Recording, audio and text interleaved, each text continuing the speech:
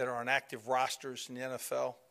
I happened to notice that Alfred Blue blocked a punt and scooped and scored, and how wonderful that is. So again, when we went to Houston, Old Blue stopped by the hotel room in the stadium to see the coach and the players. And one thing about it, it's wonderful to see those guys having success. So Saturday night in Tiger Stadium was very special. Felt like the crowd was just what we wanted it to be. You know, when you walk into that stadium and now you enter it with two huge jumbotrons looking you right in the face, and the decibel level up, you know, cranked up about 10 notches. It's always been special. It's spectacular now, and again, it's a magnificent sight. So, Sam Houston, we respected Sam Houston. We recognized that they had athletes. We recognized that they had guys that transferred in from very quality Division I schools. We recognized that they had the ability to play us very in a tight football game, and our football team came out and answered that and played with the style of enthusiasm and intensity that they needed to play in and play with. So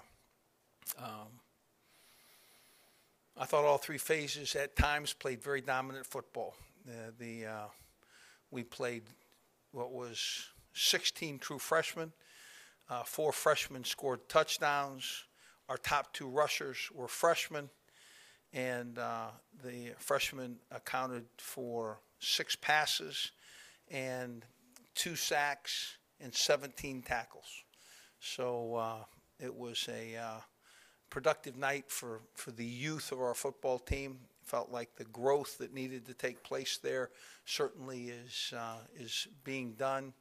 As soon as you get a young guy on the field and you have him have on-field, in-game experiences, it drives home the teaching point that you have in an every week practice schedule. In other words, you teach to the specifics of alignment and assignment and all those things, but until they have to translate that on the field in the pressure in front of a stadium, a television audience, it takes some time. This was a game where a lot of our youth came to grow up. So offensively, again, thought it was a very solid effort.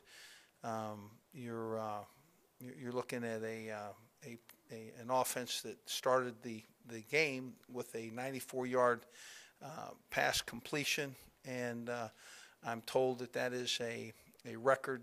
The Jennings to Durrell pass is the longest pass reception for a touchdown in Tiger Stadium. And really, we scored the first 5 possessions, 7-pointers.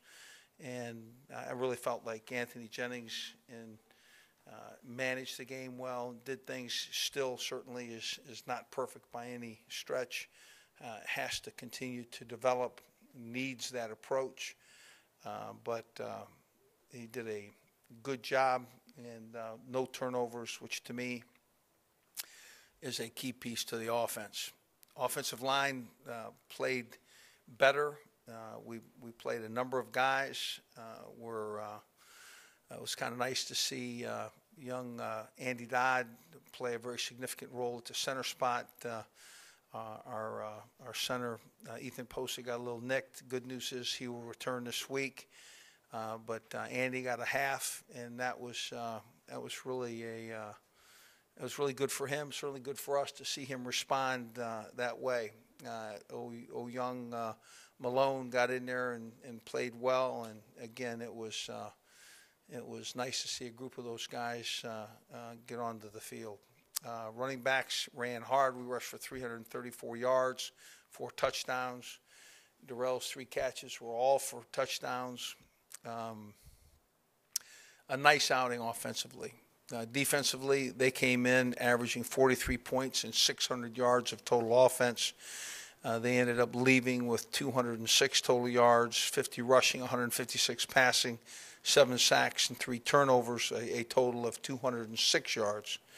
It was the first shutout since 2010, and it's a scoreless streak of 19 possessions and 85 minutes of game time.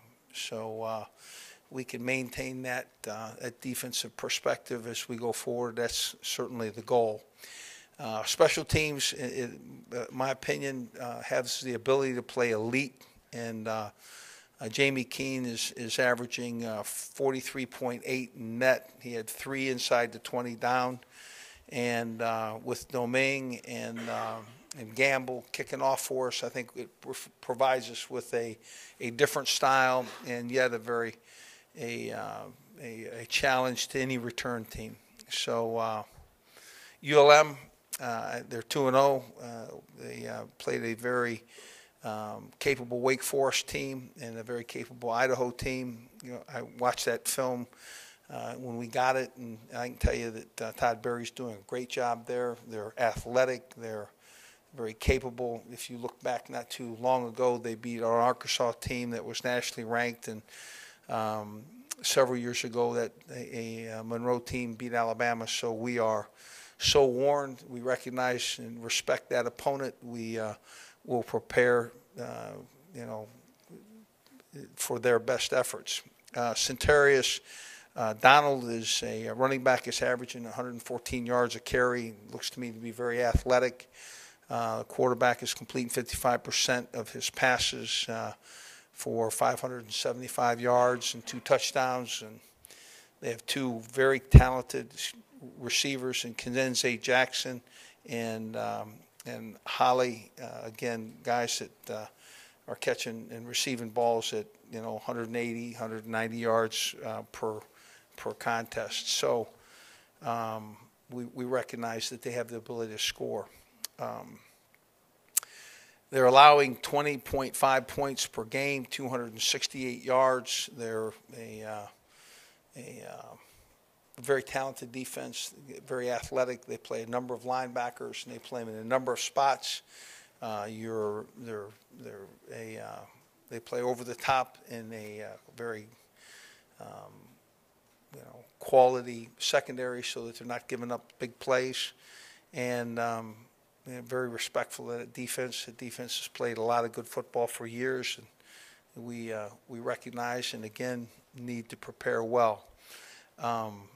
They have given up. The teams that have faced that defense have given up 10 sacks, and certainly that's something that we need to make sure that we're prepared to handle. Again, quality opponent, need to prepare well. We're not where we need to be. We have ambition, and we're not there. We're not ready to play our best opponents. But this is a very quality one. It'll be a great challenge for us. Hopefully, we will improve and play well in this one. Looking forward to getting back in Tiger Stadium. What a magnificent place to be. So, any questions?